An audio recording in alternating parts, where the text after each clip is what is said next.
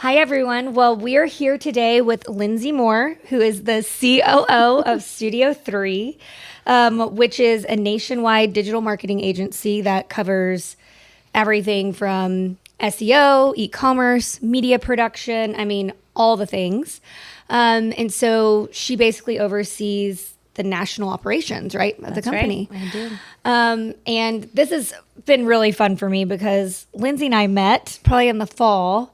Our kids, who are roughly the same age, do sports together. So it's been kind of fun. We bonded over screaming at our children. That's right. We were definitely the most aggressive on the sidelines.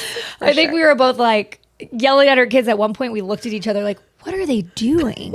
Or no, it was our kids. Our boys were fighting for the ball. That's right. And they're the same team. Same team. Yeah. Yes, so we were yelling that. We were yelling, same team.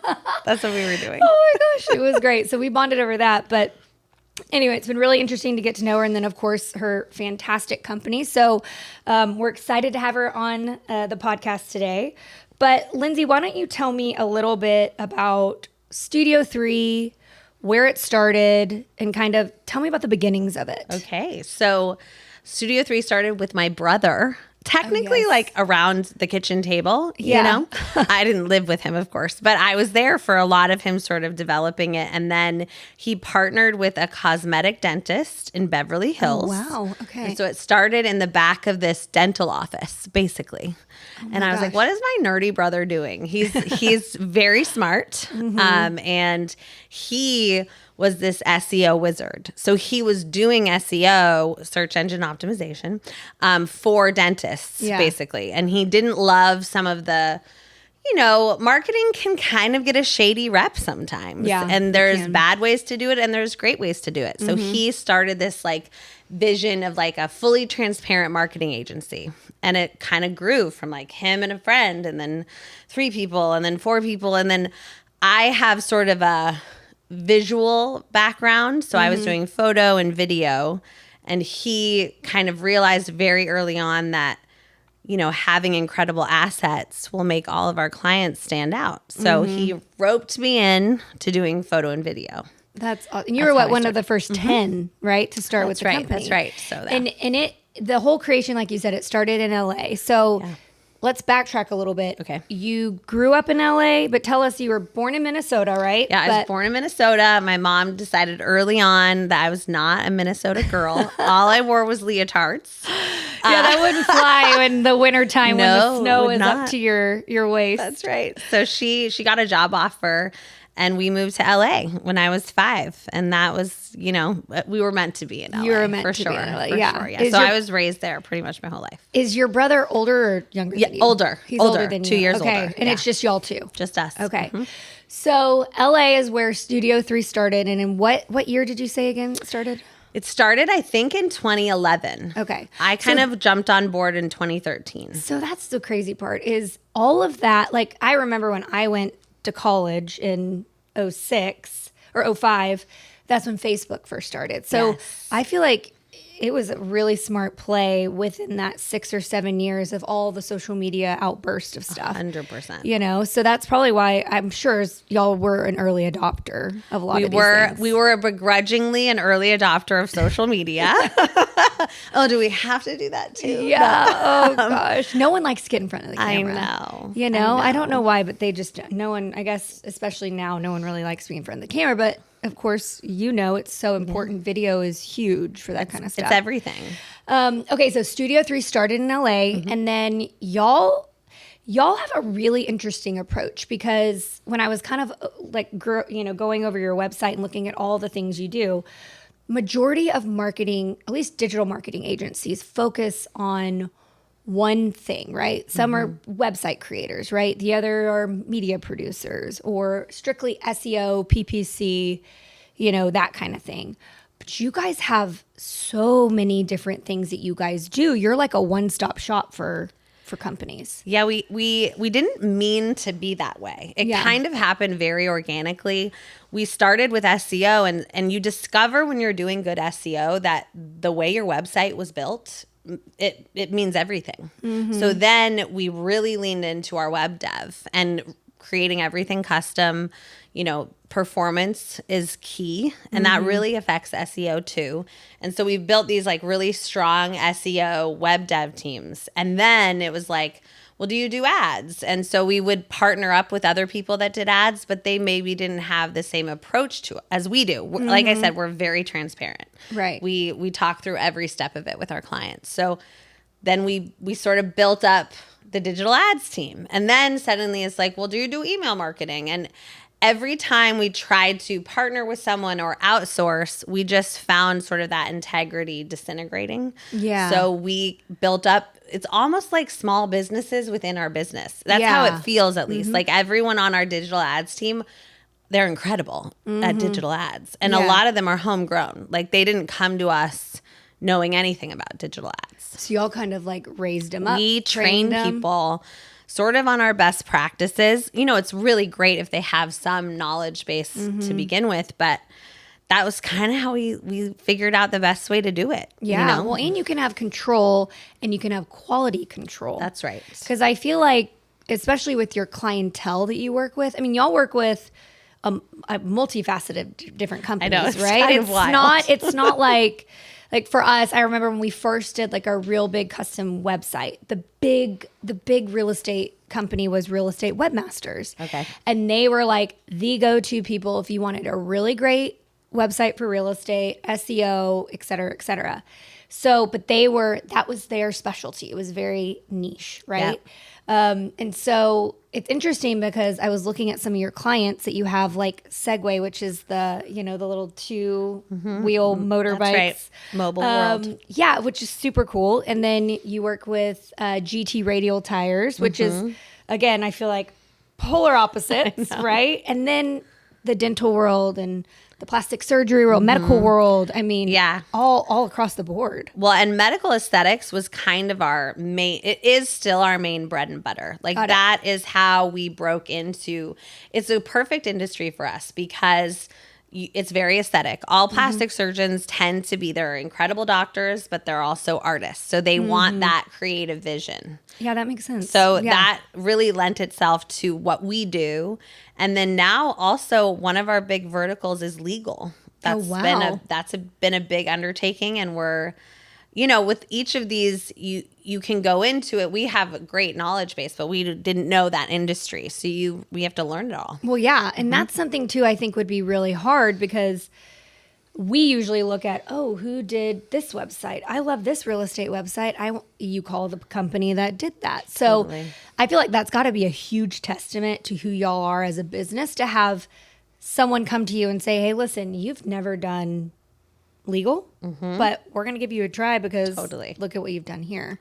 Yeah. Well, I was laughing. I was looking at y'all's website. I was like, well, I guess I need to call Lynsey if I need a really good plastic surgeon. That's right. Because I know all the good plastic surgeons across the country. All my friends. It's like a go-to. Every week I get one text. Who's the best mommy with makeover? This? Yeah. How far are you willing to travel? I love it. That's amazing. Okay, so y'all started. So Studio 3 started in LA. That's right. And then tell me about the progression because y'all now have 3 headquarters. So LA, it's crazy. Tampa, Florida, and then now Austin. That's right. So tell me a little bit about, because I know a good chunk of your employees moved here to Austin. That's right. It really was a COVID instigator. Yeah. It was a silver lining to all of that craziness. So we were LA based, but a lot of us were itching. We, when COVID hit, we were already like, I didn't own a house when COVID hit.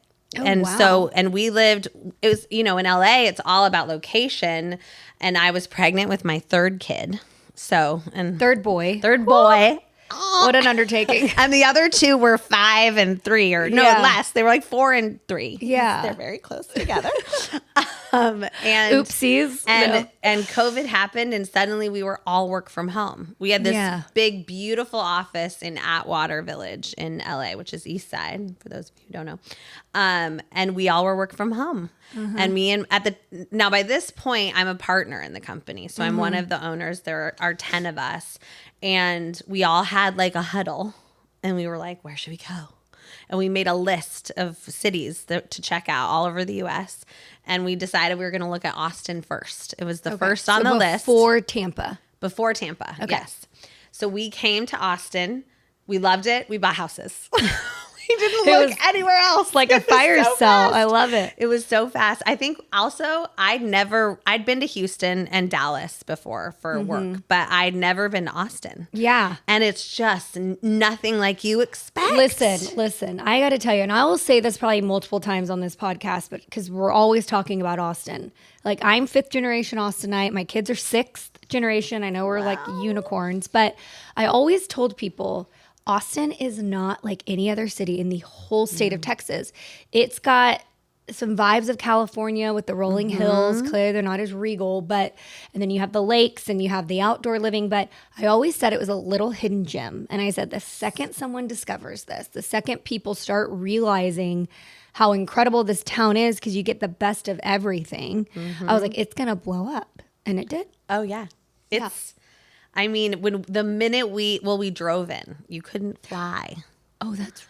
So we caravanned. Oh boy, what was that? What was that trip? I mean, it was so wild because a lot of places were closed, but then the places that were open, we're so thankful to have people, coming to their business. Yeah. It was wild, and the kids, they hadn't been out of our house. In LA too, like all the playgrounds were closed still. Literally everything was still very shut down when we came out here looking at property, and we had the time of our lives.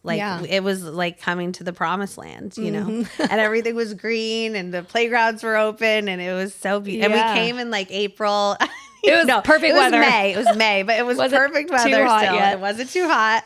And we just, I looked at my husband and we said, even if we, it doesn't work out or the whole company doesn't move, let's do this for a few years, because we can buy an amazing house. We can give our kids so much more opportunity and just to have such an incredible childhood. Whoa. Yeah. The schools, there were so many reasons. It checked every box. Yeah. And both you and your husband both pretty much grew up in LA. In California. He's California. What, Orange County? Orange County, yes. Okay. And he's not an LA guy. Yeah. I think if you're from Orange County, you're not an LA person. Which is so interesting, because I don't think I've ever noticed that until I went to my brother-in-law's pickleball. He is a professional pickleball player. And there's a Lifetime in Orange County. Yes. That, by the way, is the nicest Lifetime I've ever seen in my life. It was stunning. I mean, like that white stucco, very California-esque. It was gorgeous, but it was a very different vibe. And it's just, I couldn't explain it. And I think if someone had told me that, I would never know. But actually physically being there, I experienced it. I totally get what you're saying. And he thinks of where we live in Lakeway, and he thinks of that as more of that Orange County vibe. Yeah. I don't really connect those two, but he does. He does. It's all that matters. That's all that matters. Yeah. Okay. And so a good chunk of y'all relocated here before y'all had decided to put a headquarter.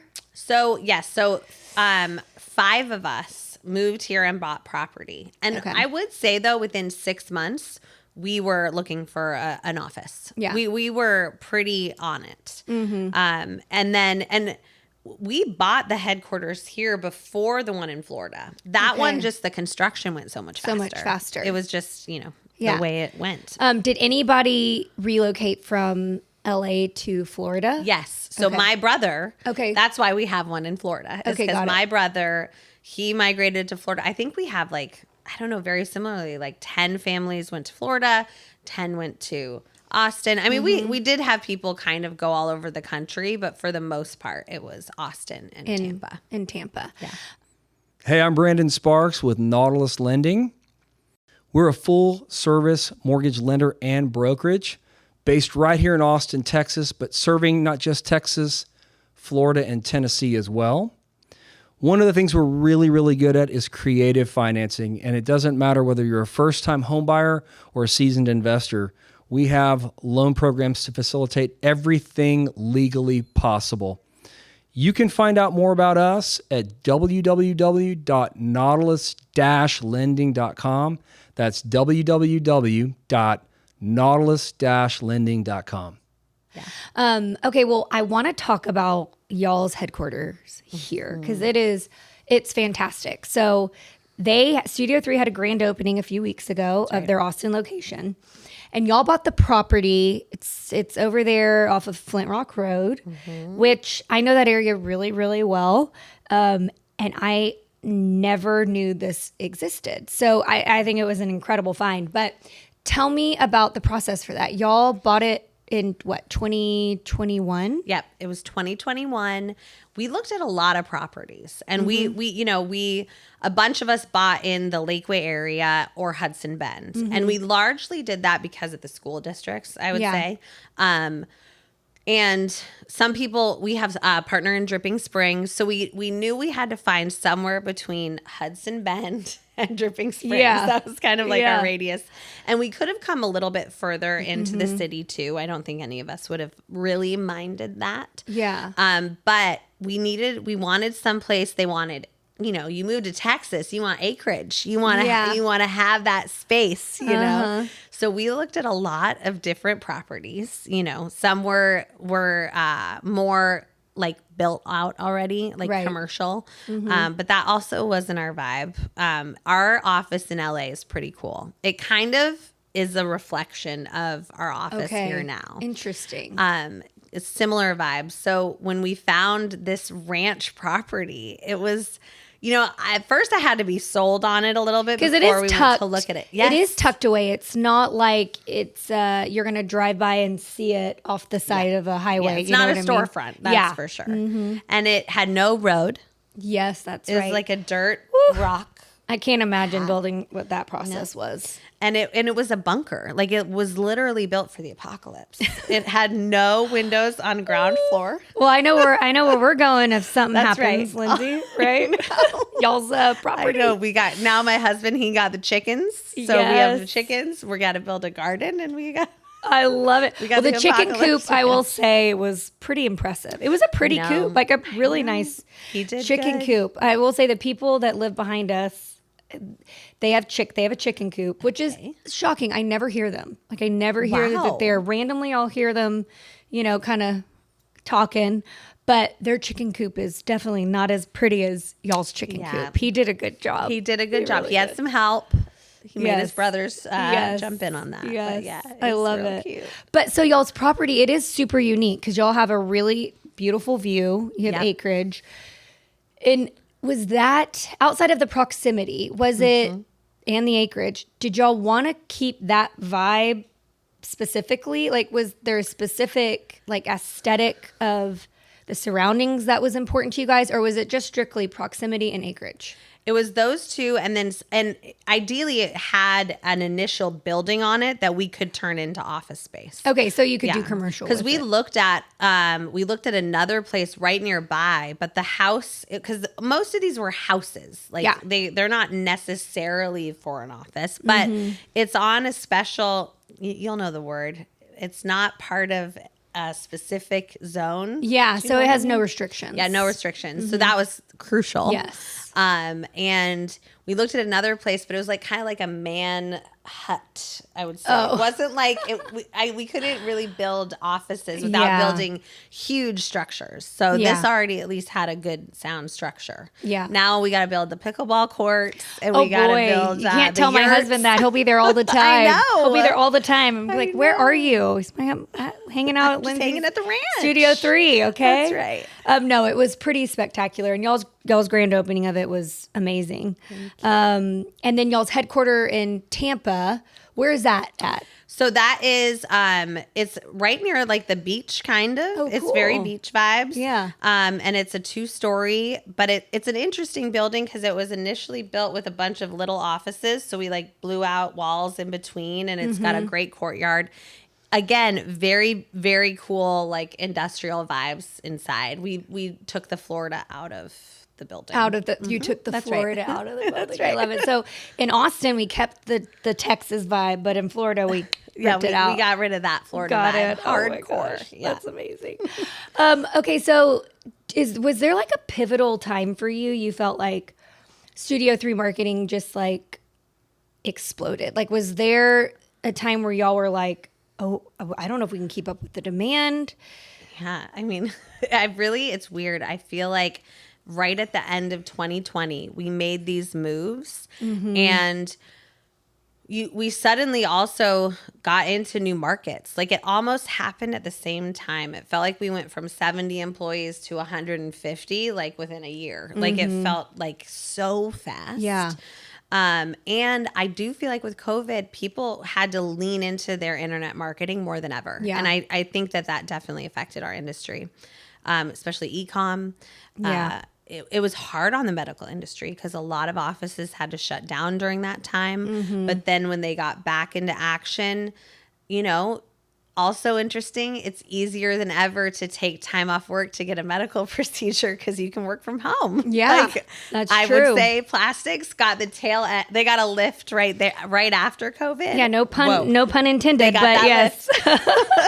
I mean, I could see that too because, and I would say in that probably the plastic surgery world, you do need downtime if you do anything to yourself. So if Absolutely. you can work from home, then it was probably like you had more people, and a lot of businesses thrived during COVID, which was interesting. Clearly a lot of them didn't, but I would say some businesses, like my husband's in consulting or technology consulting, that it just went out the roof because a lot of their clients were realizing, we don't need to put that part of our budget for you to travel here. You can do it remotely. And that cut down probably, I would say like 35 to 40% of the budget was for the consultants would travel to on-site and meet with the clients, go over things. And that was part of what they had to pay for. Yeah, everything is so much more accessible now. Yeah. And I think also, companies reaching out to other agencies for help is totally easy now. Yeah. Where before it was so weird to have someone on I had the first Zoom account for our company long before COVID hit.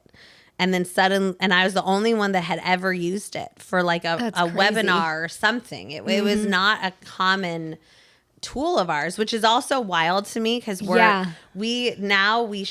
show a design to someone. We would walk through it on a conference call. That's what's crazy to me. And you're a digital marketing agency. Yeah. Yes. And that's how y'all did it. How did we not leverage this before? Yeah. Well, and I feel like too, I mean, since y'all kind of do everything, do y'all even do, because I always get so weirded out when I'm like, man, I really need to buy a pair of red jeans. Really need some red jeans. And then I'll get on my Instagram and I start seeing pictures of red, like ads for red jeans. I know. The great conspiracy. Do you guys, is that something you guys also help with? So there's retargeting marketing, which is essentially what you're doing. The whole like voice driven phone recording. That's still different. Pop-up, yeah. That's the algorithm. That is what it is. Yeah. They don't do that. What do you mean? Yeah. But when we manage ads, we do put budget towards retargeting, but every industry is different. With aesthetics and medicine, retargeting is not, you have HIPAA. There's so many things that you can't leverage for different industries. So it really depends on the industry. Gosh, and that's so crazy to me because y'all really have to know that specific industry when 100%. You take on all a of our client. Employees have to go through HIPAA training. It's a whole thing. Wow. Well, I mean, it seems like it's been super successful. Yeah, it's been great. I mean, I'm like sitting here going, gosh, what else can we use for real? Well, because it's interesting, right? Because we haven't really done I feel like we haven't had the Selling Sunset-esque here in Austin yet, right? I feel like we're seeing some of that slow. Travis is laughing over there. But you're starting to see some people bring that to fruition, right? Or being more comfortable being on camera. But it's been interesting because one of my agents has finally put money into doing videos and putting it on our social media. And she saw an increase in engagement by 75%. She increased followers, I think 100 followers within the month naturally, right? Like it was organic. Totally. Which to me is better than buying followers and whatnot. But 1000%. The power of her just being on video, I mean, she's not sitting there having a long conversation. She's just, saying hi or a new restaurant she tried or a new listing she has. But the power of video is so important. So important. And I feel like it makes a huge difference. Makes a huge difference. It's one of the reasons that we leverage so hard into our media production side of things. But we also have our social media team. They go out and film content for clients every quarter because it's so important. Well, because it creates relatability, right? It helps them feel like they know you, right? It gives Also, them some comfort. you cross-platform. You have TikTok, YouTube, Instagram, Facebook. You have all the channels that want video. Yeah. And also, that's all we're watching. You know, you scroll right past a photo. I know. Photos are just kind of stagnant now, which is something we've been trying to get more into. But, you know, we're a higher end luxury brand, but we've been trying to get more into TikTok because we know it's kind of the thing we're supposed to do. It's so hard. It's so hard. We have a joke that when the social media team comes to the office, everyone just runs. Yes. You're like, I don't look good today. Right. You're not getting any not prepared video. for this. And they're like, I sent 3 emails, 2 Slacks, and a calendar invite. I love it. Oh, well, y'all seem like your company is just booming. I mean, your grand opening was a few weeks ago. I think it was a huge success. But we got to talk about some other things about you specifically, Lynsey, that I found out recently, which I feel like I have don't even know who you are. But why don't you tell us a little bit about your past? Okay. Your face is very familiar. So you are a childhood star. I mean, you were in so many different things. Tequila. Yeah. Well, we can make it happen if you need to. But why don't you tell us a little bit about your stint in LA and the childhood, you know. Okay. Movie the short scene. version? Yeah. Whatever version you want to give us, Lynsey, we'll take it. No, so I grew up dancing. That was like my You are passion. a pretty good dancer, which I found out from one of the TV shows I got to see. Mm-hmm. They definitely incorporated it in. So I grew up dancing, and my mom's a lawyer, and my dad's a computer programmer, and then out I come, like, I want to dance. Yes. And they're like, oh, okay. We wanted you to be a lawyer. That's like what's happening. And my brother is also, you know, they're smart. Yes. So I was just the theatrical, dramatic youngster. And so I started in dance. And then kind of that grew into acting. I got my first acting part. I did a movie with Angela Lansbury. Really? Wow. And it was like the first musical, and it was on TV. And the choreographer was like my biggest champion. And he helped me get kind of plucked out of the chorus. And I was like the second lead. And I had a duet with Angela Lansbury. It was like a big deal. And that was like my first big gig. Your big gig. Yeah. And then from there, you just kind of took off. Yeah. So you've been in, well, your biggest thing was Grounded for Life, right? You were what, 7 seasons? We did 5.5. 5.5? Okay. My formative years. So I was like 16 to 22. Oh, wow. And you know what's so interesting? Because when you finally told me your little secrets, and I distinctively remember as a child, like your face, the second it said Grounded for Life, I like closed my eyes and I just saw your face because it was, not that it was rare, but there was not this pivotal redhead actress out there, right? You had like Boy Meets World where everybody was either, you had Topanga with the blonde hair, but you were Lily with this red hair, bright red hair, and you were like one of the main characters. Yes, I was. I know. So it was a very like visual, at least for me, memory, even though knowing you. And I was telling my husband last night, I said, I just always thought she had a really like just a really like you grew up with me. Yes, like we were friends. Which you did. It's like, of course you did. I'm the person you went to high school with. That's what people always like. Where'd you go to high school? Like I'm familiar looking enough. Yeah, that they're like, I went to school with you, and you're like, nope, didn't grow up. Cheer, you know. And I'm like, no, nope, I was homeschooled in my teenage years. Yeah, so weird. Did not go to a high school. But you're right. It is that you look so familiar. Yep. And then there's always the conversation. So I didn't go to college because I was doing that. I was on my show until I was like 22, 23. So whenever everyone's like, you know, where'd you go to school? I'm like, I went to the school of life. Yes. I will never tell my children that.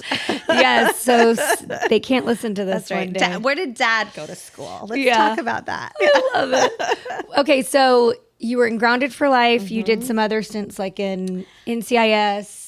You did a bunch of different... I did a lot of guest spots. I was on that 70s show a few times. They filmed right next door to us. So I've been on, you know, it was like one of those things where I just was acting and doing all that business. It was amazing. I mean, it's wild. and you know what's interesting is we had this. We went to in y'all's neighborhood, the block party a couple weeks ago. They had a karaoke and Lynsey was the star singer.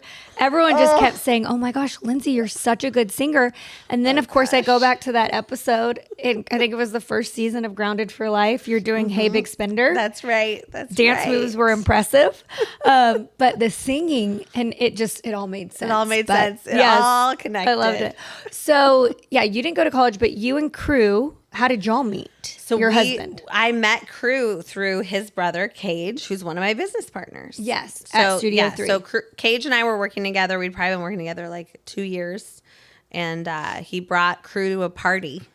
And that's how y'all met.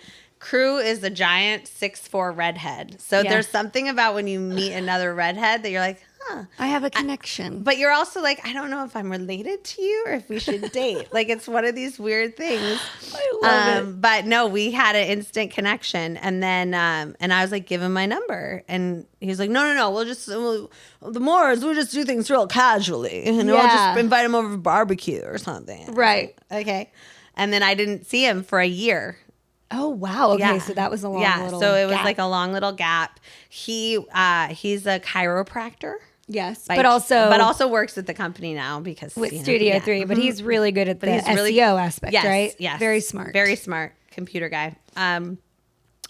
Anyway, so he went to Ireland to practice chiropractic post college. Oh, wow. Okay, and so he was out of town, and then we reconnected, and there you go. Now you've got 3 redheaded boys. That's right. We're just keeping the redheaded genetic line alive. It is pretty impressive when all 5 of them are together. It's like a beacon of light. It's like the Weasleys. Yeah. No, it's y'all are all so cute. Okay, but tell me, do you have other fun activities? Tell me about the choreographing viral TikTok videos for the NFL and Amazon. This is all because of my husband. No, my dear friend, probably one of my lifelong best friends, is Patrick Renna from The Sandlot. Yes, and he was the catcher. Yes, in The Sandlot. You're killing green. Me, Smalls. Yeah, yes. He's the most recognizable person ever. Mm-hmm. And so it was very funny during COVID. We would hang out a lot together, and our kids were the same age, and we had great backyards. So we would play. And he was like, "I think I need to get on TikTok, Lynsey. He doesn't talk like this at all, but he's like a guy. So he's like, I need to get on TikTok. Help me. What should we do? And I was like, and I also am like such a boomer sometimes. And I was like, like dances? I can teach you how to dance. Yeah, like, it was like a good it became like that was the thing. And then he was like, why don't we do like chubby gingers dancing? So it's Crew, my husband, Cage, my brother-in-law, and Pat, and they're all gingers. Crew's really the only gingery looking one now at this point. A lot of gray in there have come in. Yeah. So we did one weekend of filming like 2 dances, and they both went viral. That's crazy. And so it became this like thing, and they get millions of views. And then not this football season, but the last one when Amazon took over. Do you remember? Yep. We did one TikTok video that had all like the theme songs for all the all the different channels, ESPN and CBS, and Amazon reached out and asked us to choreograph one for their new Amazon theme song. So that's amazing. And so now though, Patrick though is part of Studio 3 as well. Yeah, correct? So he came on because a lot of what we do is video and photo production, especially with like GT Radial, EVA Airway. Like we have a few different brands that really lean into commercials and all that for their ads. So he came on and partnered with us, and he runs all of our video and photo production. Yeah, which is so cool because I was dropping off your middle son from practice, and she had, I think it was just your board members, right? Yeah. That were there. They were at Front Yard Brewing, and I saw Patrick, and I was like, man, I'm pretty sure that's the guy from The Sandlot. But I was like, you look so. I played dumb. I was like, you look so familiar. And then of course Lynsey's like, he's that pretty famous best person. Famous. But he was really, really nice. But it was No, it was everyone cool. thinks he lives in Lakeway now because he visits me so much that yeah. everyone assumes he lives in Austin. And he should, Pat. Yeah, no, he should come visits to a lot, Austin. Yeah. I mean, it's interesting because I think we saw a wave of people from California move here, right? During COVID and in general. But it's really cool to hear so many of you guys that moved here have loved it. And I mean, you would say it's probably one of the best decisions you've ever made. 100%. Without question, the best decision I've ever made. Also, it's perfect because you're right in the middle. You can get, like, I travel still a lot for work. I have to go to both offices or see clients. We have clients all over the U.S. and we're right in the middle. It's like basically 2.5 to 3 hours anywhere. Yeah. Well, I always say it's Central Texas, right? We're the capital of Texas, but I always like to say we're like the center of the U.S., right? So anyway. Center of the universe. Of the universe is what it feels like, you know? Well, Lynsey, this was so much fun. I'm so glad you sat down with me. We got to hear a lot more about Studio 3 and especially y'all's headquarters here in Austin. And hopefully if anyone's looking for some marketing, digital marketing, email marketing, anything in the digital marketing world. We kind of do it all, as we established. Yes, you can do it all. Yes, and I love it. And thank you so much for being with us today. This has been a blast. Thank you for having me. Yes, it's been great. Thank you.